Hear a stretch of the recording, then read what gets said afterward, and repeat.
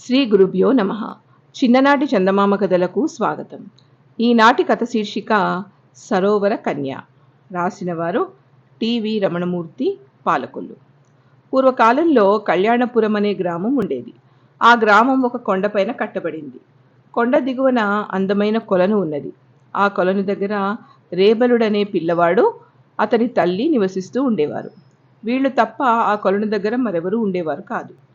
రేబాలుడు కళ్యాణపురంలో ఉండే గ్రామస్తుల పశువులను కొలను వద్దకు తీసుకువచ్చి మేపుతూ ఉండేవాడు. ఒక రోజున రేబాలునికి ఒక చిత్రం కంటపడింది. రాక్షస రూపాలతో కొన్ని ఎద్దులు కొండపైకి మైదానంలోకి ఎక్కిపోతున్నాయి. ఆ వింత ఎద్దులను ఒక హంస తోలుతున్నది. అతను అలా చూస్తూ ఉండగానే ఆ హంస ఒక చక్కని కన్యగా మారిపోయింది.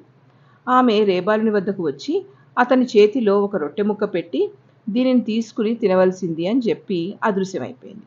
మరుక్షణంలో ఆ వింత ఎద్దులు కూడా మాయమైపోయాయి.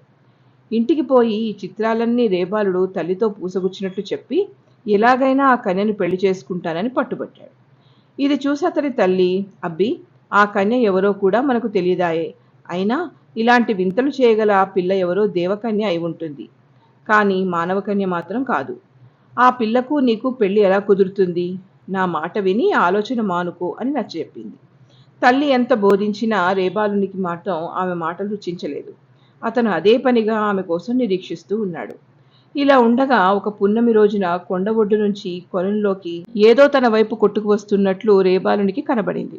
చేరుకు రాగానే అది ఒక రొట్టె ముక్క అని రేబాలుడు గ్రహించాడు.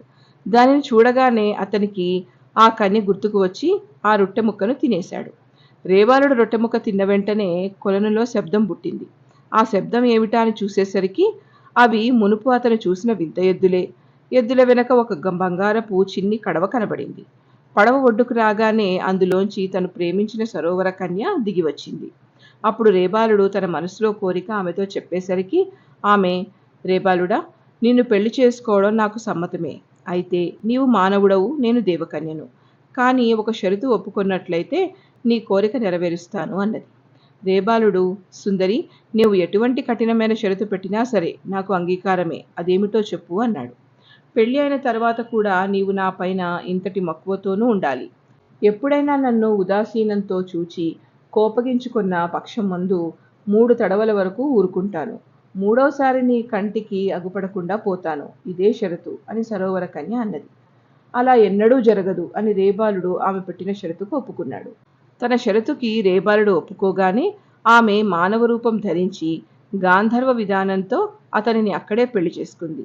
తర్వాత రేబాలుడు ఆమెతో సహా ఇంటికి తిరిగి వచ్చాడు. రేబాలుని తల్లి కూడా చాలా సంతోషించింది. సరోవర కన్యకు కోకొలలుగా పశుధనం ఉన్నది. ఆమెకు ఆ కొండ మీద ఎన్నో గోభూములున్నాయి. పెళ్లి కావడంతోటే తన పశువులన్నిటినీ ఆమె భూలోకానికి తోలుకొచ్చింది. వీటిని రేబాలుడు కొండపైకి తీసుకుపోయి మేపుతూ ఉండేవాడు. కొద్ది కాలానికే వారికి లక్షణమైన కొడుకులు, అందమైన కుమార్తెలు పుట్టారు. అంతా హాయిగా ఉంటున్నారు. ఇలా ఉండగా ఒకనాడు వారు దేవదర్శనం కోసమని గుడిలోకి వెళ్ళారు. ఆ రోజు పర్వదినం కావడం చేత జనసమ్మర్దం చాలా ఎక్కువగా ఉన్నది. రేబాలునికి పొలం పని మీద దృష్టిపోయింది కనుక మరొకప్పుడు రావచ్చు, పోదాం అన్నాడు. అదేం మాట, దర్శనం చేసుకోకుండా పోవడమా అన్నది అతని భార్య. వస్తేరా, లేకుంటే ఇక్కడనే ఉండిపో అంటూ అతను కోపగించాడు. అప్పుడు ఆమె భర్తకు పెళ్లినాటి మాట జ్ఞాపకం చేసి షరతు తప్పడం ఇది మొదటిసారి అని అతనిని హెచ్చరించింది. రేబాలుడు తన పొరపాటు ఒప్పుకొనక తప్పింది కాదు. కొంతకాలం హాయిగా గడిచిపోయింది. ఇంతలో రేబాలునికి పొరుగున ఉండే ఒక స్నేహితుడు చనిపోవడం చేత ఆ ఇంటికి వారు పరామర్శకు పోవాల్సి వచ్చింది. అక్కడికి వచ్చిన వారందరూ విచారంలో మునిగి ఉండడం చూసి సరోవర కన్య పకపకా నవ్వడం మొదలుపెట్టింది. తనలో దైవత్వం ఉండడం చేత ఆ చనిపోయిన వారి నిజస్థితి ఆమె ఒక్కతికి మాత్రమే గోచరించింది. ఆ చనిపోయిన వాడు ఇప్పటి వరకు ఎన్నో బాధలు పడి మరణించిన తర్వాత స్వర్గానికి పోయి సుఖంగా ఉన్నాడు. సుఖంగా ఉన్న ప్రాణిని చూసి అమాయకులందరూ ఎందుకిలా దుఃఖిస్తారా అని ఆమెకు నవ్వు వచ్చింది.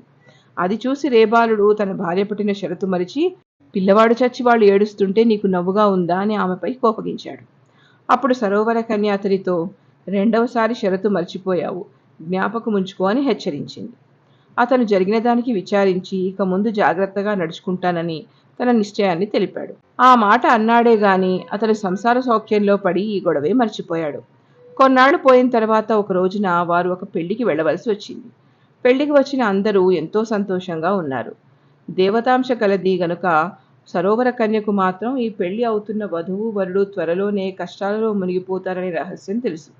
అందుచేత ఆమె వారి దుస్థితిని తలుచుకుని ఎడతెగని విచారంతో ఏడుస్తూ కూర్చుంది. రేబాలుడు వచ్చి ఊరడించిపోయాడు. కానీ ఆమె దుఃఖం తగ్గలేదు. చివరకు అతనికి విసుగెత్తి, ఛీ, శుభమా అని వాళ్ళు పెళ్లి చేసుకుంటూ ఉంటే అర్థం లేని ఏడుపేమిటి అని కోపగించుకున్నాడు. అప్పుడు ఆమె భర్తతో, ఇది మూడోసారి నువ్వు నా పైన కోపగించుకోవడం. నేను పెట్టిన షరతు తప్పావు గనక నేను నిన్ను వదిలిపోతున్నాను అని చెప్పి తక్షణమే ఆమె తన పూర్వపు రూపాన్ని పొంది ఒక్కసారిగా మాయమైపోయింది. ఆమెను ఎలాగైనా పట్టవలెననే ఆశతో రేబాలుడు కొలను వద్దకు పరిగెత్తాడు.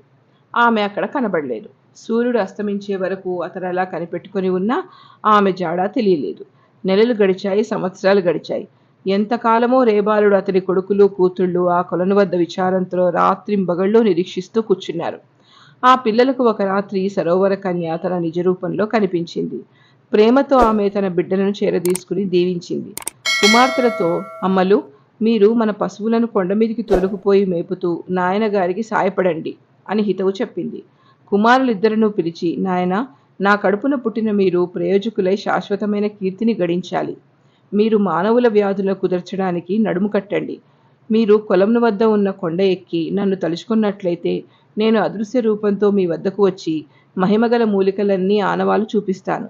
నా దీవెన వల్ల మీకు వైద్యశాస్త్రం సహజ సిద్ధంగా అబ్బుతుంది. ఈ శాస్త్రాల ప్రకారం మీరు కనిపెట్టిన మూలికలను ప్రయోగించితే ఎంత ప్రమాదకరమైన జబ్బు అయినా ఇట్టే నయమవుతుంది. పంచభూతములు ఉన్నంతకాలం మీ పేరు శాశ్వతంగా నిలిచిపోతుంది అని చెప్పి అంతర్ధానమైపోయింది. వారు ఈ వింతలన్నీ తండ్రికి వినిపించేసరికి అతను కూడా చాలా సంతోషించాడు.